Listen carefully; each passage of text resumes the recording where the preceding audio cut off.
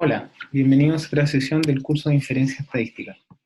En esta clase veremos la suficiencia de un estimador y además veremos o revisaremos la noción de estimador suficiente. ¿Ya? Entonces, antes de comenzar veremos algunos conceptos relacionados con la esperanza condicional que serán útiles para estudiar suficiencia. Entonces, vamos a comenzar con la noción de esperanza condicional. Entonces, vamos a considerar dos variables aleatorias, I1 y 2, y vamos a definir la esperanza condicional G de I1, dado I2, dado que I2 toma el valor I2, como la esperanza, y lo vamos a anotar de esta manera, la esperanza de G de I1, dado que el valor de la variable aleatoria I2 es igual a I2, como más o menos lo que uno espera, es decir, la integral entre menos infinito más infinito de G de I1 por la condicional de I1 dado I2, integrado con respecto a I1. Y esta fórmula que está acá es válida siempre y cuando las variables I1 y I2 son conjuntamente continuas.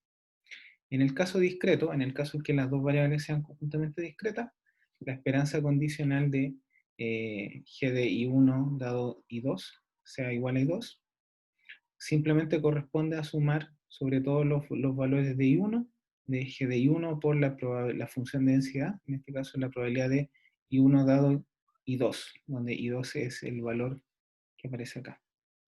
¿Ya? Ya, esto es una esperanza condicional.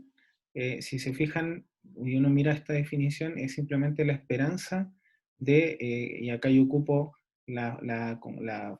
si quieres, la densidad condicional y en el otro caso la función de probabilidad condicional. Ya. Vamos a ver un teorema primero, que es bien importante, que lo que dice es que en realidad la esperanza de I1 puede ser visto como la esperanza de otra variable aleatoria que corresponde a la esperanza de I1 dado I2. Entonces, veamos la demostración de esta propiedad. Lo que tenemos que entender es que la esperanza de I1 es, por definición, la integral desde menos infinito hasta más infinito de I1 por la densidad conjunta, ¿verdad?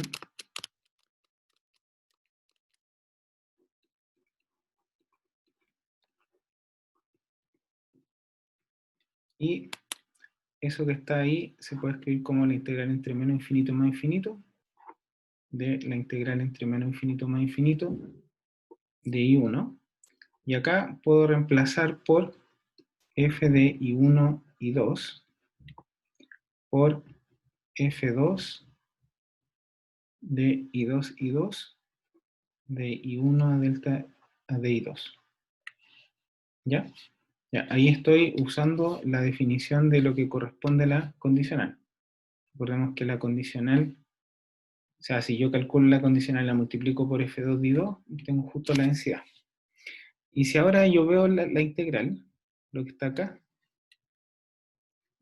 corresponde justamente a la esperanza de I1, dado que I2 toma el valor de que I2 toma el valor I2.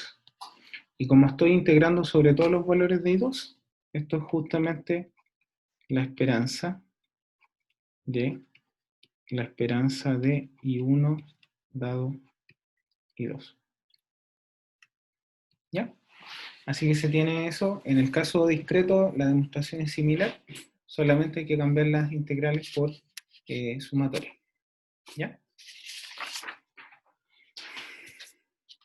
Vamos a ver otra propiedad interesante, que dice que si I1 y 2 son dos variables aleatorias, entonces la varianza se puede escribir como una esperanza de una varianza más una varianza de una esperanza. Y eso es lo que dice este teorema. Si I1 y 2 son dos variables aleatorias, entonces la varianza de I1 se puede calcular como con dos componentes. Primero, la esperanza de la varianza de I1 dado I2 más la dispersión o la varianza de la esperanza de I1 dado I2. Y vamos a mostrar esta propiedad. Entonces, por una parte, la varianza de I1 dado I2. Recuerden que cuando yo condiciono, en realidad estoy modificando el espacio muestral. Por lo tanto, cuando yo escribo I1 dado I2, hay que pensarlo como si fuera simplemente una variable aleatoria, donde casi que la función es I1, pero estoy modificando el espacio muestral. Así que esto que está acá corresponde a la esperanza, por definición, de I1 al cuadrado dado I2, menos la esperanza de I1 dado I2 al cuadrado. Esto es por la definición de la varianza, ¿ya? Por lo tanto, si yo aplico esperanza a esta igualdad, obtengo que la esperanza de la varianza de I1 dado I2 es igual a la esperanza de la esperanza de I1 al cuadrado dado I2 menos, y ahora lo que yo tengo que notar es que esta cantidad que aparece acá es constante, porque es una esperanza, entonces, o sea, perdón, no es constante, pero puedo calcular la esperanza, y debería ser la esperanza de I1 dado I2 al cuadrado. Ya, no es que sea constante, sino que lo que ocurre es que depende de I2. Ya, o sea, era por una parte. Por otra parte, si yo calculo la varianza,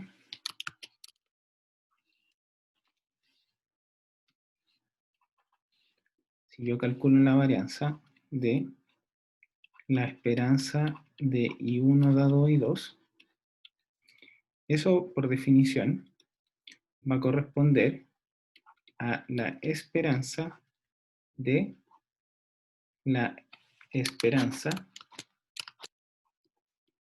de I1 dado I2 al cuadrado menos, y acá calculo la esperanza de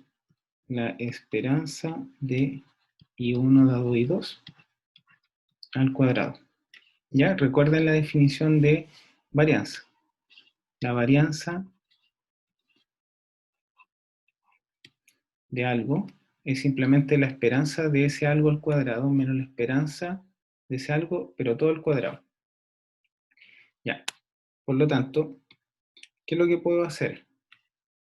Darme cuenta que esto quedaría como la esperanza de I1 dado I2 al cuadrado menos, y acá lo que tengo que darme cuenta es que en realidad el cuadrado está elevando al cuadrado toda esa cantidad, que es una doble esperanza, y por la propiedad del teorema anterior, lo que debería hacer eso es simplemente la esperanza de I1 al cuadrado.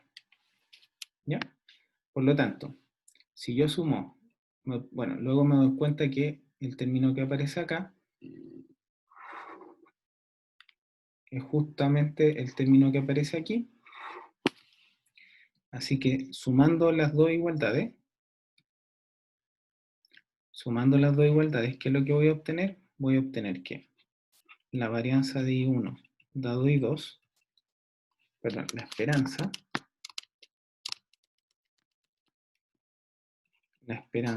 de la varianza de I1 dado I2, más, estoy sumando ese término, más este término, más la varianza de la esperanza de I1 dado I2,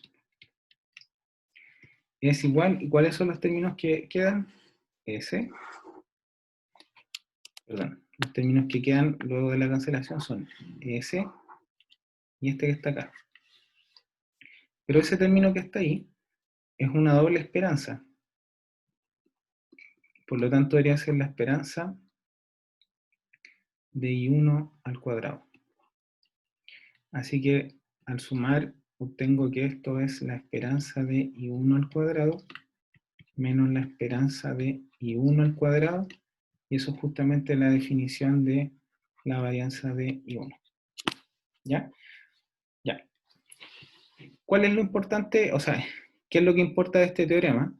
Lo que me dice este teorema es que la varianza de I1 siempre es mayor que la varianza de esta condicional. Y eso es lo que nosotros vamos a ocupar ahora cuando veamos el teorema de Blackwell. ¿Ya? Así que eso era un repaso de lo que vendrían siendo las esperanzas condicionales. Y ahora vamos a ver el concepto de estimador suficiente. ¿Ya?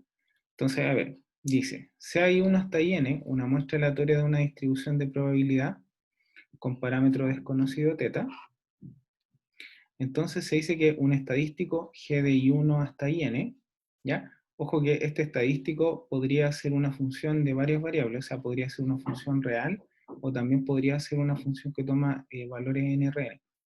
Que el estadístico U es suficiente para θ si la distribución condicional de I1 hasta IN, es decir, si la distribución condicional de la muestra dada U no depende de θ. ¿Ya? Ya. Esta noción de suficiencia nos va a decir que en algún sentido un estimador es, o sea, un estadístico, perdón, es suficiente cuando de alguna manera recoge toda la información de la muestra.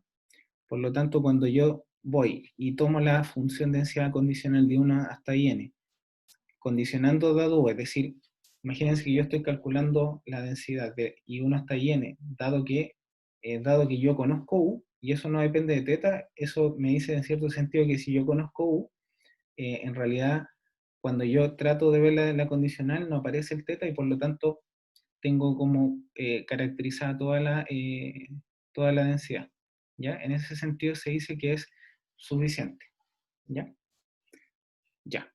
Entonces, bueno, antes de continuar, vamos a hacer una definición, y esto es simplemente para ahorrar un poco de notación y un poco de análisis, pues la verdad es que de ahora en adelante no nos va a interesar hacer directamente, a menos que sea necesario, la distinción entre densidad y probabilidad. Así que vamos a definir lo que se llama la función de verosimilitud. Entonces tomamos I1 hasta IN observaciones muestrales tomadas de variable aleatoria I1 hasta IN, cuya distribución depende de un parámetro θ. ¿Ya? Entonces, si las variables aleatorias son discretas, vamos a definir la función de verosimilitud simplemente como la probabilidad conjunta. ¿Ya? O sea, en este caso lo que estamos diciendo es que la función de verosimilitud, que lo vamos a anotar de esta manera, va a ser simplemente la probabilidad. Y nosotros vamos a escribir esta barra vertical para indicar que θ es el parámetro.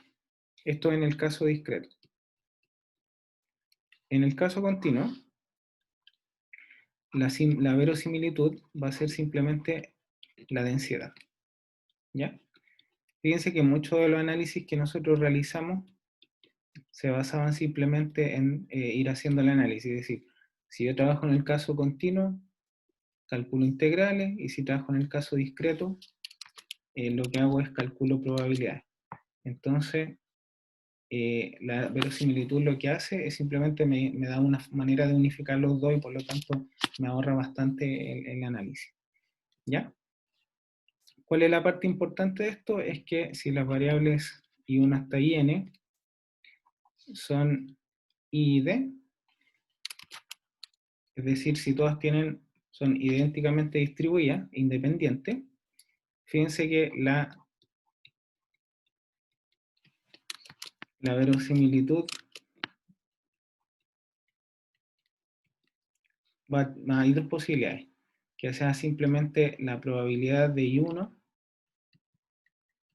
porque como son independientes en ese caso la función de probabilidad son todo un producto, se van multiplicando, y en el caso continuo debería ser una multiplicación.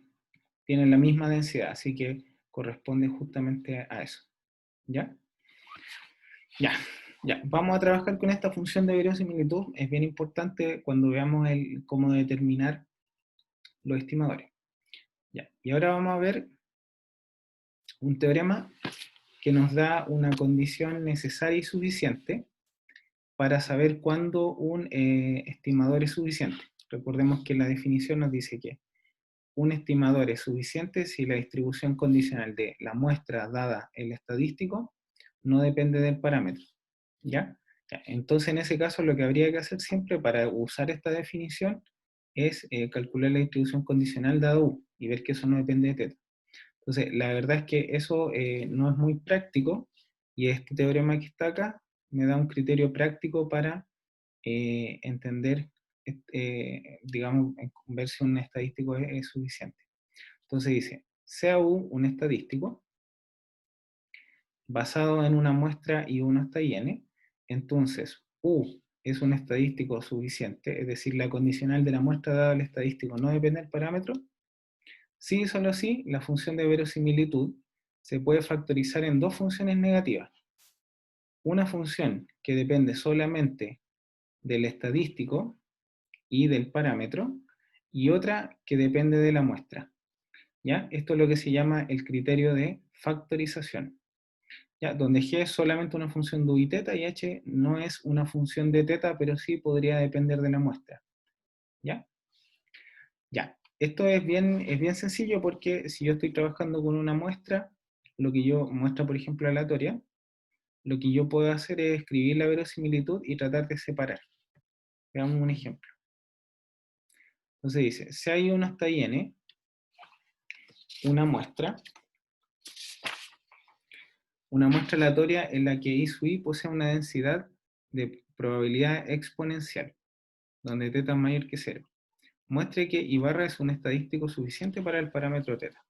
Entonces veamos la solución. Ya. Estamos en una muestra aleatoria, estamos suponiendo que todo es independiente, por lo tanto la función de verosimilitud de I1 hasta IN, dado el parámetro teta, corresponde justamente al producto de las densidades de cada una de estas, es decir, es F1 de I1, o sea, es la conjunta en este caso como es continua, pero como son variables aleatorias independientes, es un producto, y por lo tanto esto va a quedar 1 partido por teta a la n, porque multiplico n veces lo mismo, por la exponencial de menos sumatoria de I sub i dividido en teta. ¿Ya?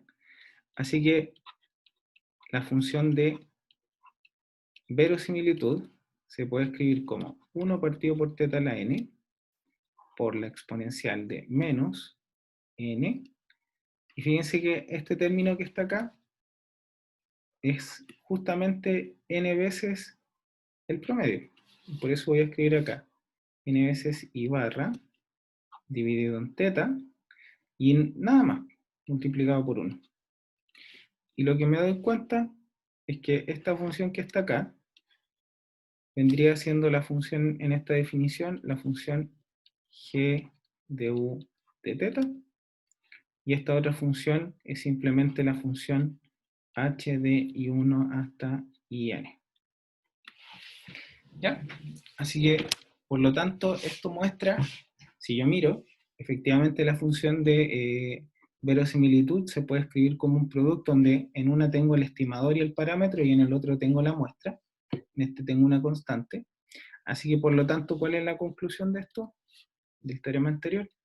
Me dice que I barra es suficiente para teta. ¿Ya? Es decir, lo que tenemos que entender con la suficiencia es que en cierto sentido conocer el promedio me da la información suficiente para encontrar teta. ¿Ya? Esa es la interpretación que se le da. Ya. ¿Cuál es otra observación importante? Una observación importante que de acuerdo a este teorema, la muestra en sí misma también es suficiente para teta. ¿Por qué? Porque si yo escribo la verosimilitud,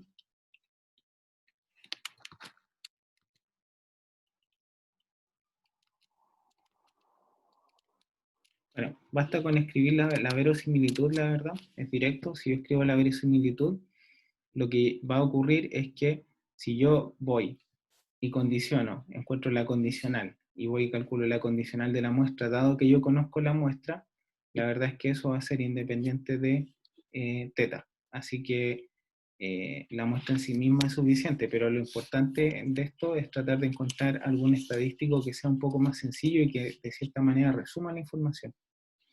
¿Ya? Ya. Ahora vamos a ver lo que se llama el teorema de Rao-Blackwell y nos habla de por qué es, o cómo dado, imagínense que yo tengo un estimador insesgado de varianza finita, y tengo un estadístico suficiente. Y ahí viene la parte de por qué el estadístico suficiente es importante. Entonces, lo que dice el teorema de Rao-Blackwell dice, sea teta gorro, un estimador insesgado para teta gorro puede ser cualquier estimador insesgado, con varianza finita. Si yo tengo un estadístico suficiente para teta, lo que vamos a hacer es vamos a definir teta gorro, o sea, teta gorro asterisco, como la esperanza condicional de teta gorro dado U, y lo que vamos a tener es que justamente la esperanza de teta gorro es teta, y la varianza de teta gorro asterisco es menor. Es decir, lo que me dice el teorema de Rao-Blackwell es que si yo conozco un estimador insesgado y conozco un estadístico suficiente, puedo crear un nuevo estadístico, ¿ya? Y ese estadístico, que lo que está ahí, va a ser, o sea, perdón, puedo crear un nuevo estimador y ese estimador va a tener varianza menor. ¿Ya? Ya, entonces vamos a ver la demostración. Bueno, la primera es que si yo calculo la esperanza de teta gorro asterisco, claramente eso es la esperanza, y por la definición de teta gorro asterisco, de teta gorro dado U, y eso por las propiedades de esperanzas condicionales es simplemente, eh, lo voy a poner acá, es simplemente la esperanza de teta gorro, y eso es teta. ¿Ya? Segundo. La segunda parte que vamos a ver es que si, de acuerdo a la segunda fórmula que vimos acá, la varianza de I1, la varianza de teta gorro, es justamente la varianza de la esperanza de teta gorro dado U más la esperanza de la varianza de teta gorro dado U. Eso es por la fórmula que vimos al principio. Ya. Y si se fijan, lo que tengo acá es la varianza de, y justamente este término que está acá vendría siendo teta gorro asterisco más la esperanza de teta gorro dado U. Fíjense que como la varianza es una cantidad que es siempre positiva, la esperanza es positiva, y por lo tanto, ¿cuál es la conclusión? La conclusión es que B de teta gorro asterisco es menor o igual que la varianza de teta gorro. Es decir, al aplicar el estimador del teorema de Rao-Blackwell, es decir, la esperanza condicional, yo tengo un estimador que es insesgado y además de varianza menor. ¿Ya? Entonces, bueno, lo que uno podría hacer con esto es pensar, bueno, imagínense que yo parto con un estadístico insesgado teta gorro, ¿ya? Y si yo parto con teta gorro, resulta que después yo voy generando un estimador que sería el teta gorro asterisco. Entonces lo voy a anotar acá como, resulta que si yo parto de teta gorro, le aplico el teorema de Rao-Blackwell y obtengo este estimador. Después quizás yo podría, como tengo ya, y este operador es insesgado, como tengo este operador, lo que vamos a tener es que quizás podría aplicar de nuevo el teorema de Rao-Blackwell, pero, y obtener, si quieren, un operador de varianza mucho menor. Eso es lo que uno esperaría. Pero la verdad es que, bueno, acá supone que estamos aplicando el teorema de Rao-Blackwell, pero la verdad es que basta aplicar el teorema de Rao-Blackwell solo una vez, porque cuando lo aplique una vez lo que voy a obtener es simplemente el mismo anterior. Entonces la verdad es que si yo quiero obtener si yo tengo un estimador y aplico el teorema de Rao-Blackwell una vez, lo que yo voy a obtener es un estimador, pero si lo aplico después voy a obtener lo mismo. Y eso proviene de la fórmula de la esperanza, que la esperanza de h de u dado u es simplemente h de u.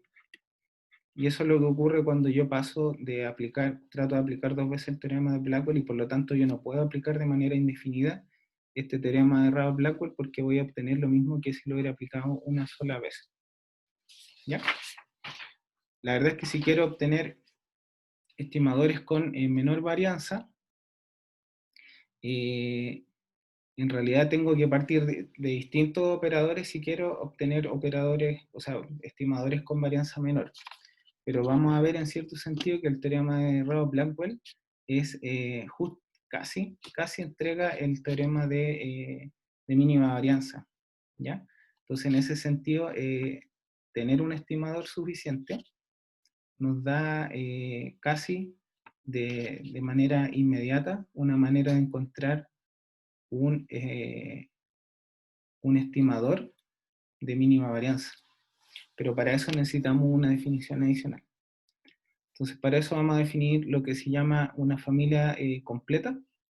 Entonces, vamos a decir que una familia de distribuciones, de funciones de distribuciones completa, si para cualquier función h, la siguiente implicación es válida. ¿Ya? Es decir, si la esperanza de h de x es 0, la verdad es que eso implica es que la función h es 0 en probabilidad. ¿Ya? Y esto, la idea es que ocurra entre todos los puntos para los cuales la función f de la densidad es mayor que 0 para algún θ. ¿Ya? Con el f o el p. ¿Y cuál es la observación importante? Que en realidad esta condición que está acá de ser completa dice, una familia es completa si el único estimador insesgado de 0 es el mismo 0. ¿Ya? Ya, esta es la definición matemática correcta de familia completa. Pero la verdad es que vamos a ver que la mayoría bueno, lo que ocurre es que la mayoría de las distribuciones con las que uno trabaja, las continuas, las discretas, en la mayoría cumplen esta propiedad de ser completa. Ya, y ahora vamos a definir lo que es un estadístico completo.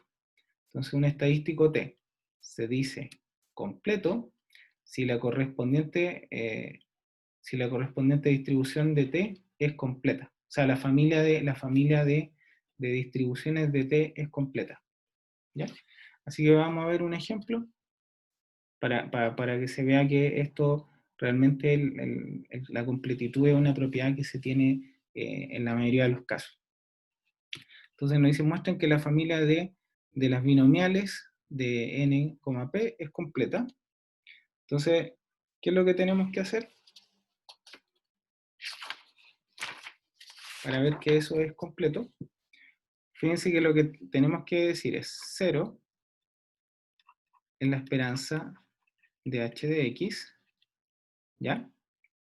Y lo que queremos concluir por demostrar que h de x es igual a 0 con probabilidad 1. Eso es lo que queremos demostrar. Entonces, bueno, vamos a calcular, como esto es una binomial de parámetro n y probabilidad p, entonces esto es la sumatoria desde k igual 0 hasta n de h de k por p de k por 1 menos p n menos k, y creo que me está faltando el término n menos k.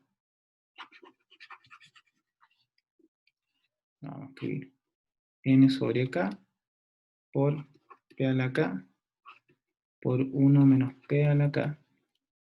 ¿Ya? Y bueno, la verdad es que este término son puros términos positivos. Se puede escribir como la sumatoria desde k igual 0 hasta n de h de k por n sobre k por, bueno, y acá me falta un término n menos k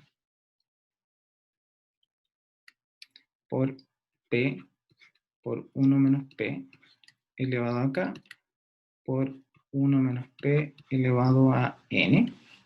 Así que en realidad esto que está acá corresponde a un polinomio en la variable p dividido en 1 menos p, y todos los de términos positivos, donde todos los términos que aparecen los coeficientes son positivos, y por lo tanto lo que estoy diciendo es que h de k por puros términos positivos son 0, así que la conclusión es que h de k tiene que ser 0 para todo k,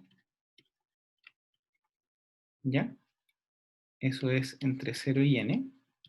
Así que claramente si es para todo k entre 0 y n, eso significa que la probabilidad que h de x o h de k en este caso, bueno, h de k le debería haber escrito, que h de k sea igual a 0, esa probabilidad vale justamente 1, porque ocurre todas las veces.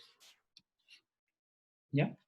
Ya, la verdad es que no vamos a chequear con estadísticos completos, no nos vamos a preocupar de eso, porque la mayoría de las veces cuando uno ocupa el teorema de Rao-Blackwell, justamente el estadístico que uno obtiene de ese teorema corresponde justamente a un estadístico completo, así que la verdad es que no nos va a interesar más allá. Pero lo importante es lo que se llama el teorema de Lehmann-Scheffer, que dice que si t es un estimador suficiente y completo para θ, y si existe un estimador insesgado θ del parámetro θ, entonces existe un único estimador insesgado de varianza mínima, que en general lo vamos a llamar como MVUE, por su sigla en inglés, dado por justamente este estimador, que es simplemente la esperanza de θ gorro dado t. El estimador que se obtiene del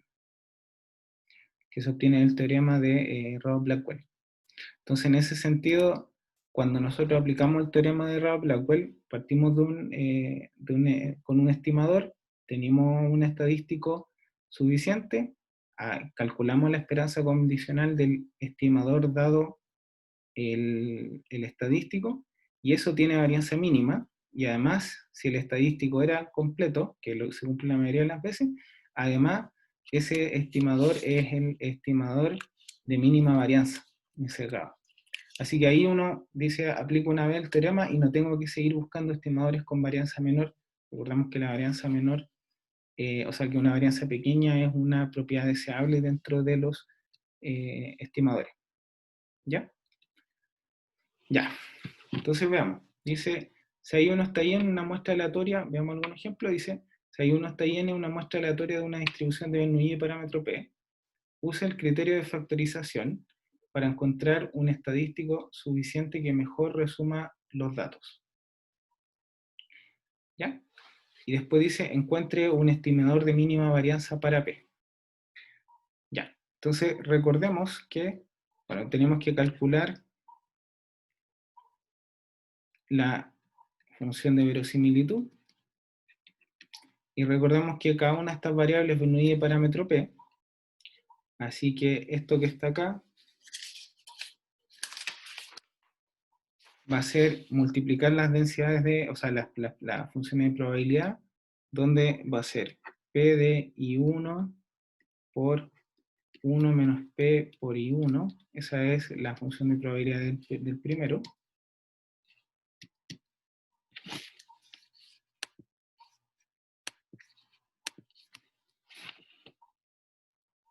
¿ya? Y después voy multiplicando por todo porque son variables aleatorias, es una muestra aleatoria, y por lo tanto son independientes. P de I sub n por 1 menos P elevado a I sub n, y por lo tanto esto me da P de la sumatoria de los I sub I por 1 menos P elevado a la sumatoria de los I sub I, perdón, de los I sub I, ¿ya? Y todo esto multiplicado por 1. Así que, si se fijan, esto define una función que sería g de la sumatoria de los I sub I y P multiplicado por 1. Así que, justamente en este aparece un estadístico, y además en el otro aparece una constante, que podría ser una función de de la muestra, pero que no depende del parámetro. Así que en este caso lo que ocurre es que esto implica que, por ejemplo, la suma de los I sub I es o sea, es suficiente en realidad. Es suficiente para P. Y acá una observación importante es que cada vez que yo tengo un estadístico suficiente, cualquier función que yo aplique del mismo estadístico va a seguir siendo suficiente, porque por ejemplo, ¿qué pasa si yo tomo este término y lo leo al cuadrado? La única diferencia que va a aparecer en el criterio de factorización es que acá me va a aparecer este término con raíz. Es decir, cada vez que yo aplique una función de una variable, lo que va a pasar es que, o sea, si tengo un estadístico suficiente y le aplico cualquier función real, el estadístico que voy a obtener va a seguir siendo suficiente. Y eso también es una consecuencia de, del criterio de factorización. ¿Ya? Ya. Y además, si yo defino U como la sumatoria de los I sub I dividido en N, lo que va a ocurrir es que la esperanza de U es justamente, bueno, la sumatoria de la esperanza de cada uno de los I sub I dividido en N, y eso va a ser la sumatoria de la esperanza de cada uno es P dividido en N, y eso es justamente P. ¿Ya? Así que eso implica que podría tomar como estadístico simplemente la sumatoria de los I sub I dividido en N. ¿Ya? Y ese va a ser el estimador de mínima varianza. ¿Ya? Así que en general lo que uno hace es trata de ocupar el criterio de factorización.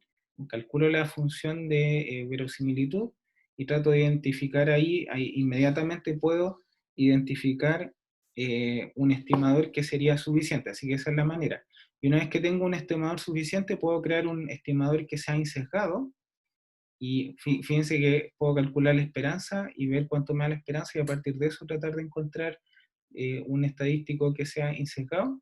Y una vez que tenga un estimador insesgado y un estadístico suficiente, lo que puedo hacer en ese caso es justamente definir el estimador de Kramer, o sea, perdón, puedo definir el estimador de Rao-Blackwell, que en este caso es justamente este, porque fíjense que si yo defino pegar barra estrella como la esperanza de la sumatoria de I sub I dividido en N, dado la sumatoria de I sub I, eso es justamente la sumatoria de I sub I dado N.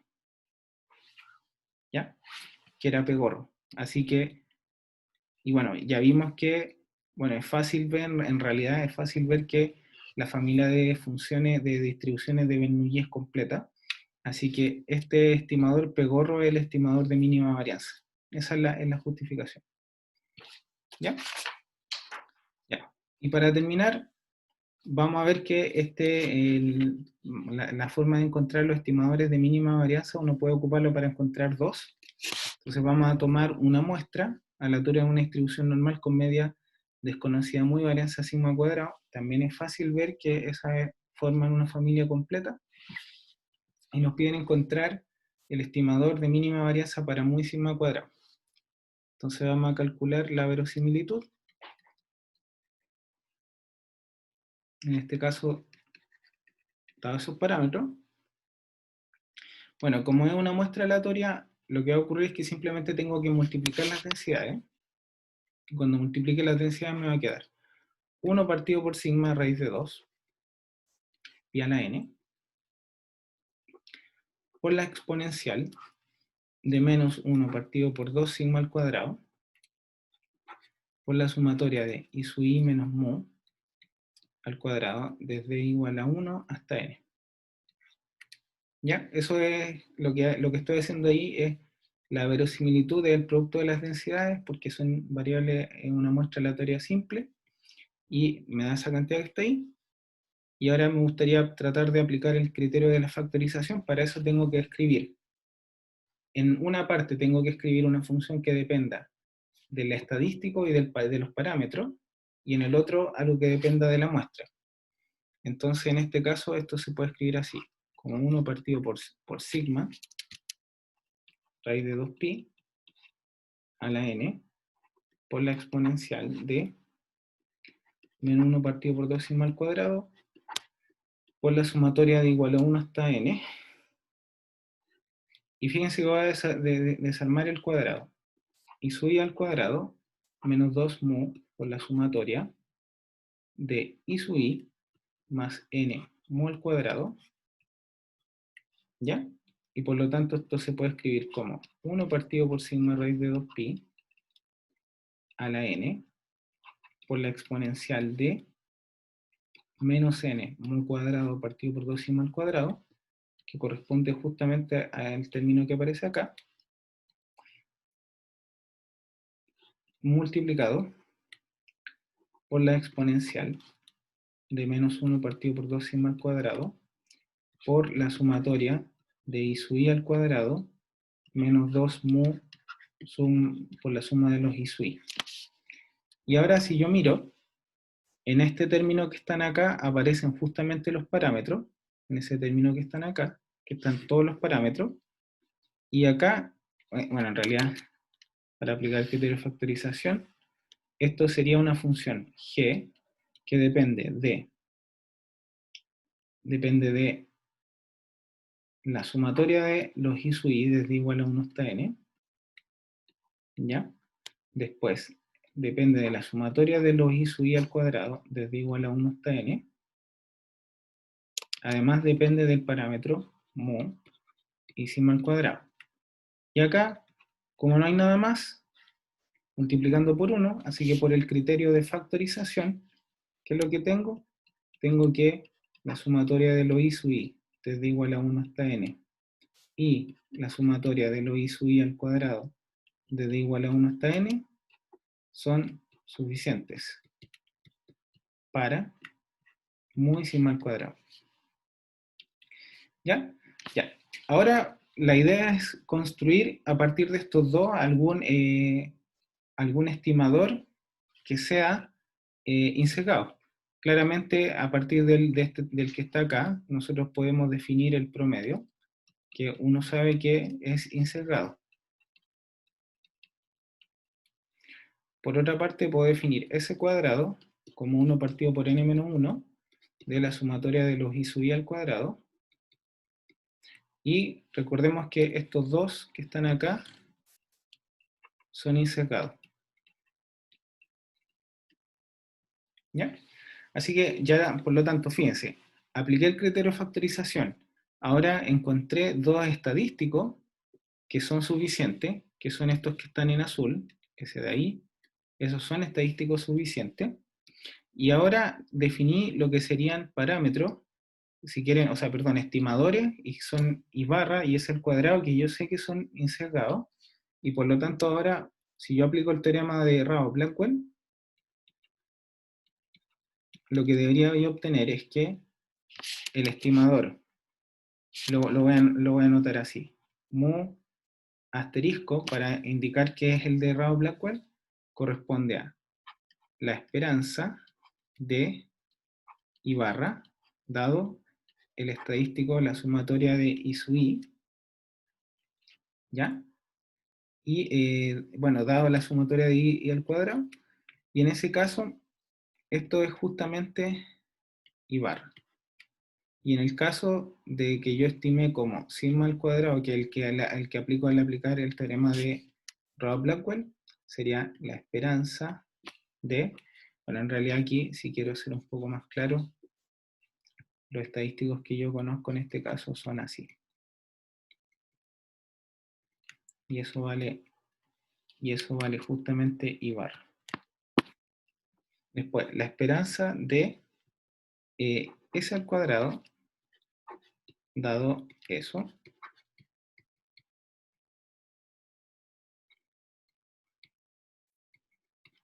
es simplemente S al cuadrado.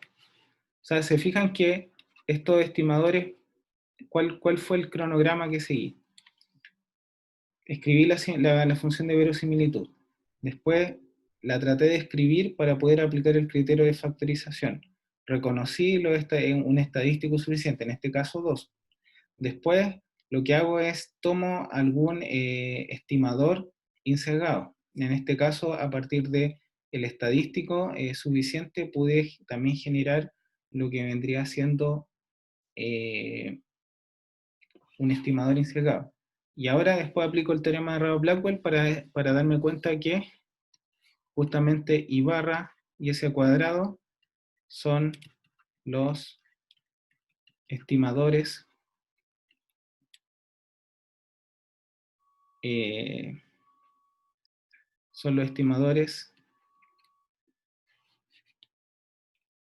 estimadores de, ¿cómo lo habíamos llamado?